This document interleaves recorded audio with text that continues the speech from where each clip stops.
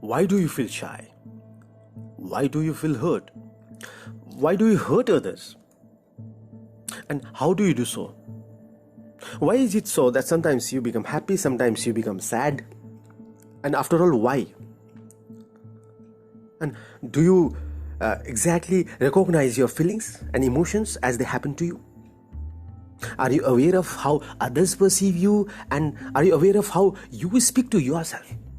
The answers lie with most mysterious, complex and interesting aspect of human existence, the mind. The most challenging dimension in human. The emotions play a significant role in shaping mind.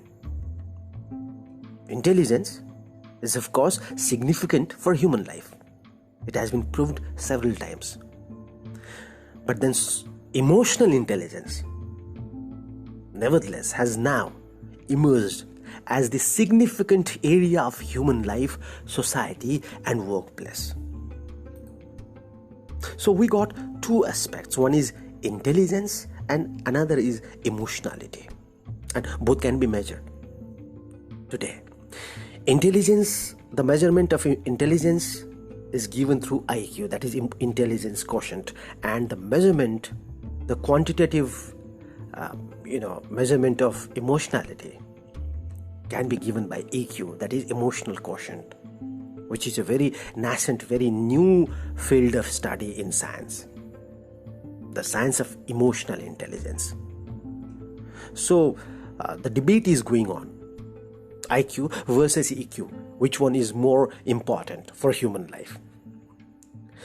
Some of the researchers have found that even more than IQ, your emotional awareness and abilities to handle feelings, to control emotions, will determine your success and happiness in all walks of life, including family relationships. One of the researchers have shown that IQ can help you to be successful to the extent of 20% only in life. The rest of 80% success entirely depends on your EQ, that is emotional quotient. One of the studies that compared outstanding leaders with average leaders found, surprisingly, 90% of the difference was accounted only for by EQ.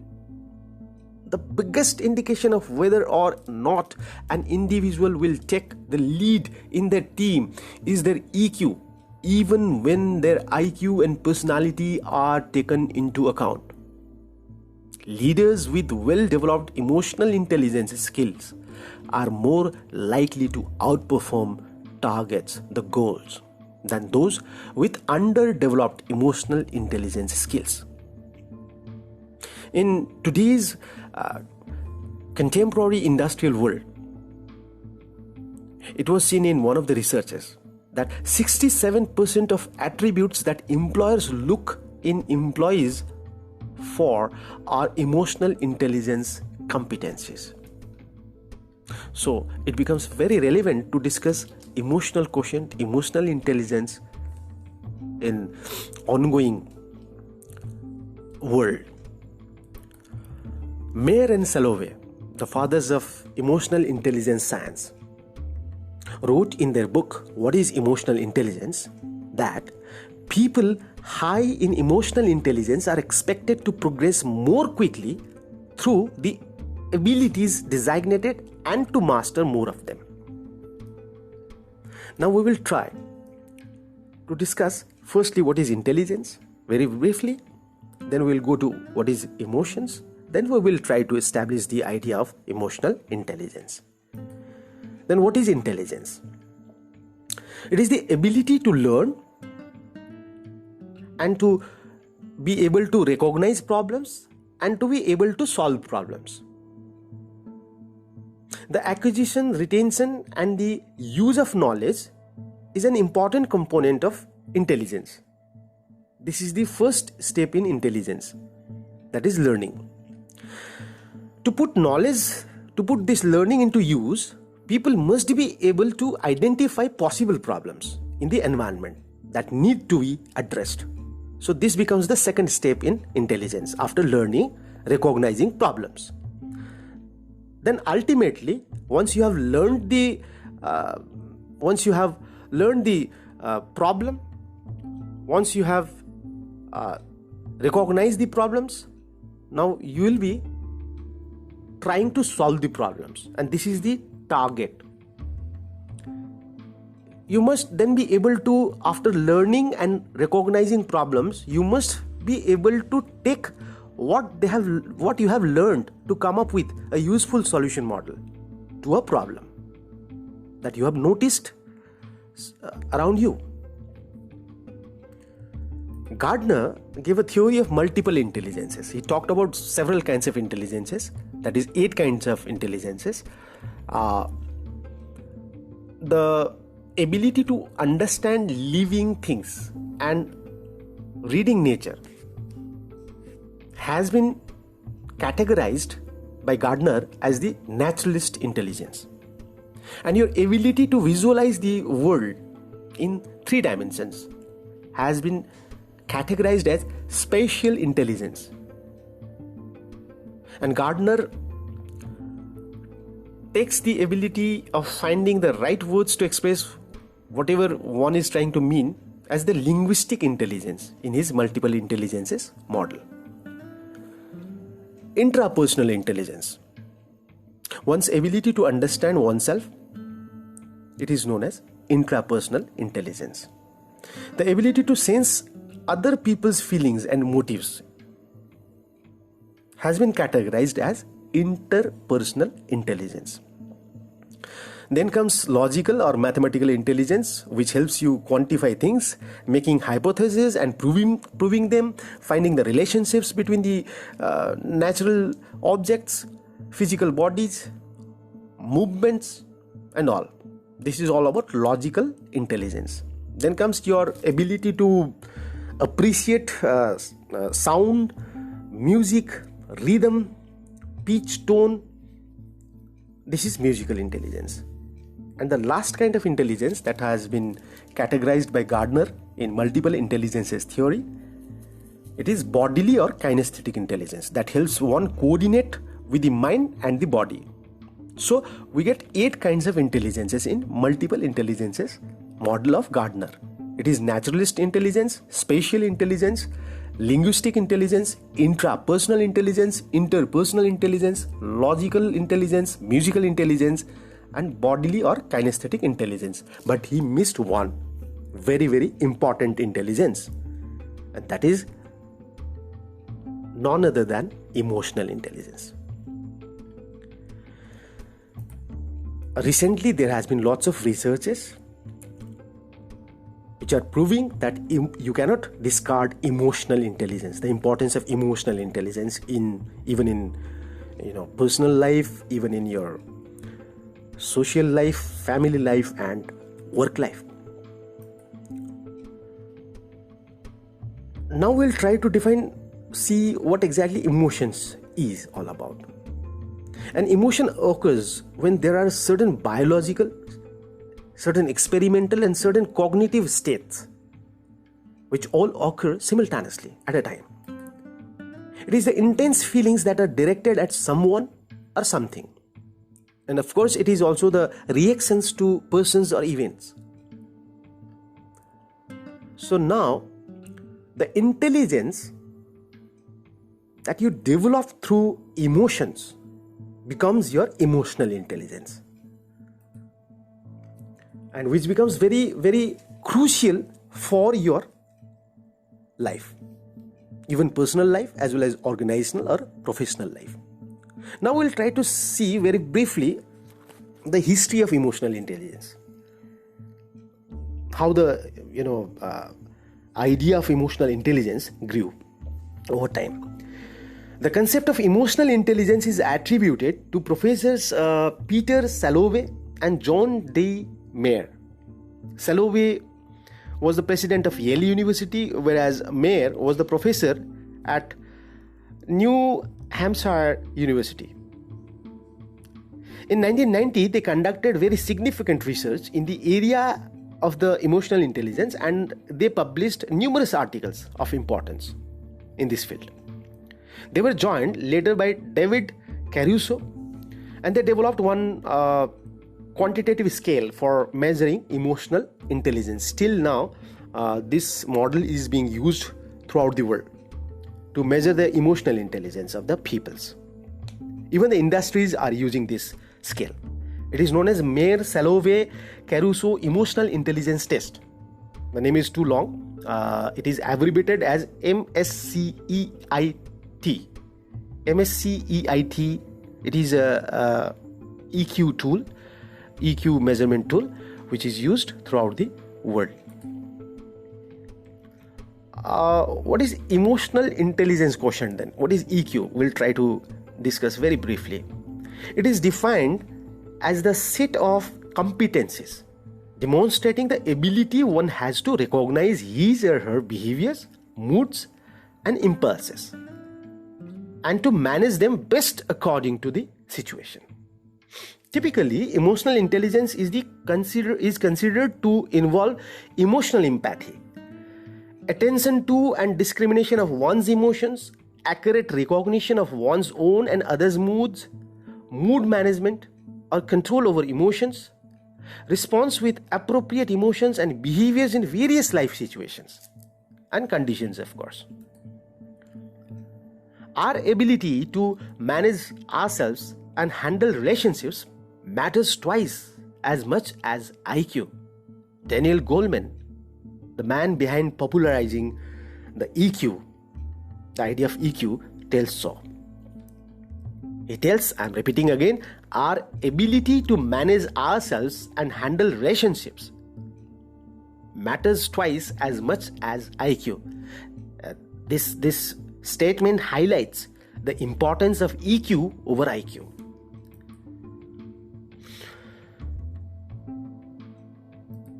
Then we'll try to define right now what is emotional intelligence. Emotional intelligence, it is the ability to perceive, accurately appraise and express emotion. Emotional intelligence is the ability to access or generate feelings when they facilitate thought. It is the ability to understand emotions, and it is the ability to regulate emotions to promote emotional and intellectual growth. We got 4 dimensions in this definition of emotional intelligence. One is the ability of perceiving the emotions. Next we got, it is the ability to accessing emotions and feelings. And it is the thirdly we got, it is the ability to understand the emotions. Firstly perceiving, secondly accessing or generating the feelings, and thirdly understanding the emotions, and fourthly to regulate the emotions to promote emotional growth.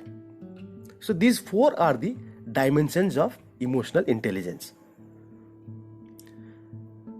David Caruso, one of the prominent figures in the field of emotional intelligence, he defined emotional intelligence in his own way. It is very important to understand that emotional intelligence is not the opposite of intelligence. It is not the triumph of heart over head. It is the unique intersection of both. He tried to tell us that it is the emotional intelligence is something which is bridge between heart and mind. Mayer and Cobb, whereas they defined the emotional intelligence in their own way. The ability to process emotional information, they defined it so.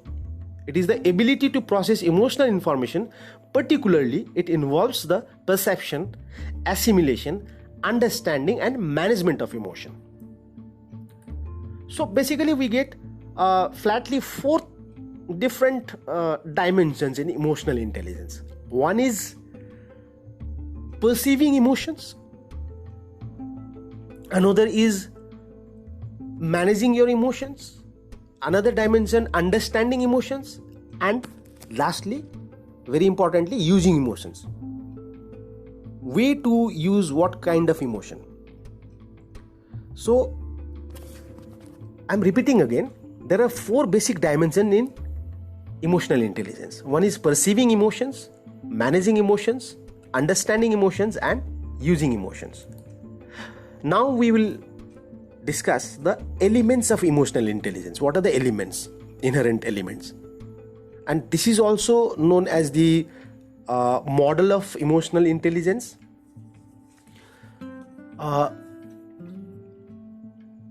Flatly, the emotional intelligence has been divided into 2 parts. One is personal competencies and another is social competencies. That's why we define this model as even as emotional intelligence competency model. We divide the emotional intelligence into 2 competencies, emotional intelligence competency into 2 competencies, 2 kinds of competencies. One is personal competency and another is social competency. Under personal competencies, we get self-awareness, managing emotions, and motivation. These 3 as the constituent parts of personal competencies, whereas we get empathy and social skills as the social competencies. Then what are these? We'll discuss one by one. Under personal competency, we get firstly the self-awareness. It's all about knowing one's internal states, preferences, choices, resources, and intuitions. And what is all about managing emotions? Under personal competency, it is managing one's internal states, impulses, and resources. And what is motivation? Emotional tendencies that guide or facilitate reaching your goals. So these are the personal competencies: self-awareness, managing emotions, and motivation.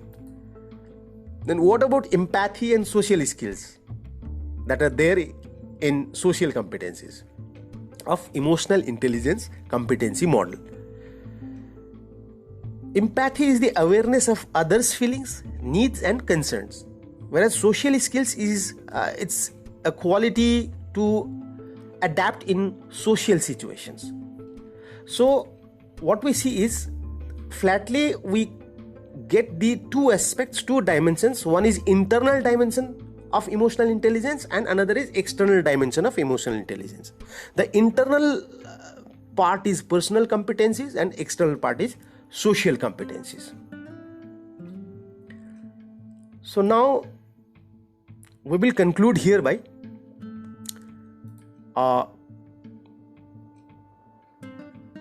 coming down to EI competency model of Daniel Goleman. Daniel Goleman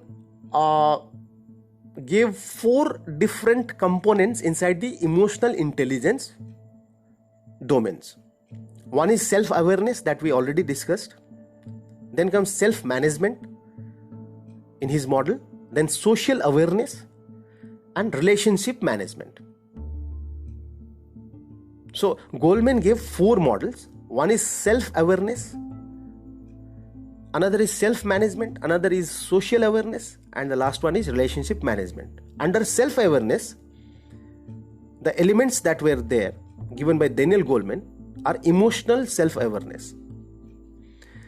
Under self-management, emotional self-control, adaptability, achievement orientation, and positive outlook.